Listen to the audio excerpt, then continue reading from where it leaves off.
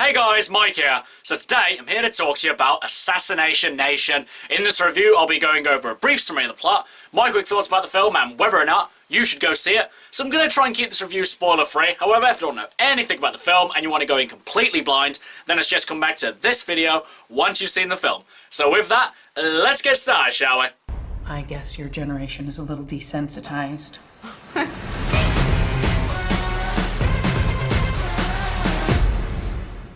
So, in Assassination Nation, the mayor of a small town gets his private information leaked and everyone hates him. Then, the principal of the high school gets his private information leaked and then everyone hates him. But then, half the town's information gets leaked and then everyone wants to murder each other. And that's pretty much the story of this movie. So before I get into the characters, the story, and pretty much everything else, I wanted to talk about pretty much the first thing that happens in this movie. Right at the start of the movie, you get a trigger warning of pretty much everything that's going to happen inside the movie. Such as murder, attempted rape, homophobia, racism, pretty much anything anyone can get offended by is in this movie. So pretty much right away, you know exactly what you're in for. So for the bulk of the movie, the story is set around 4 high school girls. I mean, for the most part, these girls, and pretty much everyone else in the movie, do give good performances, and it does seem like everyone does care about what they're actually doing in the movie. But having said that, these girls are really forgettable, to the point where I swear 2 of them actually became one person. I couldn't tell them apart. I mean, it was so bad at one point that I actually forgot who was where at what time in the movie. But as these girls are the lead characters, you imagine that you're supposed to be rooting for them.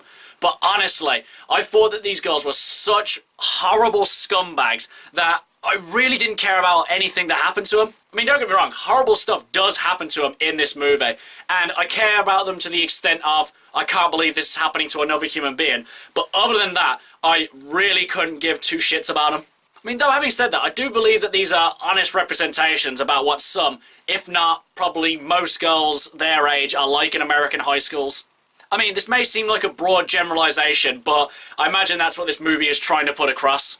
Now, at some points, this movie does have good social commentary about context and how important it is, and there are certain scenes where this is really important and really well done. But as for the presentation of the movie, it's really well edited, it's really well presented, and it's really cohesive, and you can actually tell what's going on at all times. But as well, and I imagine this is by design as well, you're just constantly sitting there in a perpetual state of triggered. Though like I said at the start, this is by design, but you just can't get past this feeling of just anger and frustration that you feel throughout the movie.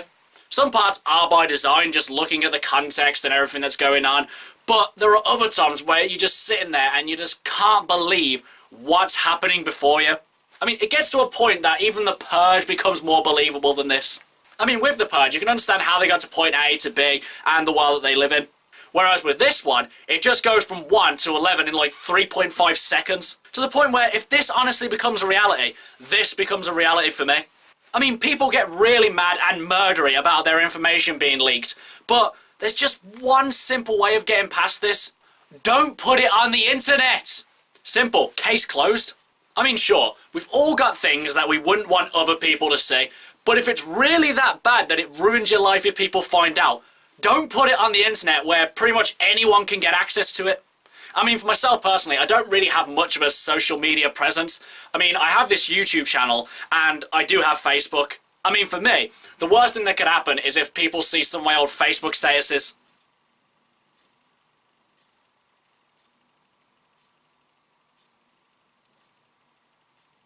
Yeah, some of them are pretty bad. I mean, as well, there are a few action scenes, mainly in gunfights. And for the most part, they are presented well, you can see everything that's going on, there aren't any quick cuts, shaky cam, any of that crap. But at one, or if not a few points, it does get quite silly with the amount of ammunition they go through. I mean, for example, one girl uses a 6-shooter, but in her case, I think she's using a bloody 36-shooter with the amount of bullets that she goes through without reloading. I mean, as well, going back to characters, there just comes to a certain point where you really can't believe that these are real people. I mean, for example, there's this one girl who's talking about how she makes people's lives better and how she's doing good for the world. But I'm just sitting there thinking, oh yeah, she's joking, she's just playing the part, she's just being ironic. But she keeps talking and I'm sitting there like, oh, are you being serious? Are you actually being serious? I mean, the other characters are having the same reaction that you'd be having, but it just baffles me that people like this are actually real. Overall, guys, this one is really a mixed bag. I mean, on the one hand, You've got a decent social commentary about a couple of issues in this movie. It's well edited, and the actors seem like they care about what they're doing. But on the other hand, you've got some really stupid stuff going on, really unbelievable firefights, and just these people who are just completely unbelievable. And as a whole, you're just left with this just overwhelming rage just watching this movie. I mean, like I said, I imagine this is by design, so for this reason, when I was actually putting this movie into my list, I was just sitting there, I was like, no, I can't possibly put this in the top 10 worst, because it's just doing what it's supposed to be doing. I mean, if a comedy makes you laugh, then it's doing its job. I mean, with this one, if it leaves you completely rage-filled and wondering what you just watched, then it's done its job. I don't know what more you want. But now, as for whether or not you guys should go and see it. While I knew that this was going to be a movie that I was going to hate, I don't really think that this is such a bad movie. I mean, this movie isn't for the faint of heart, and if you're easily triggered or getting rage really easy to the point where you just want to walk out of the theatre, then I'd say do not go see this movie. But if you're actually intrigued by it, and you want to see what this movie has to say, and you want to see how absurd it gets, then by all means, go see it. I mean, I know that this is quite an indecisive recommendation, but my feelings about this movie are very indecisive. I mean, your best bet is just to watch the trailer. If you're not interested in it at all from watching the trailer, then just don't go watch it. Just don't waste your time.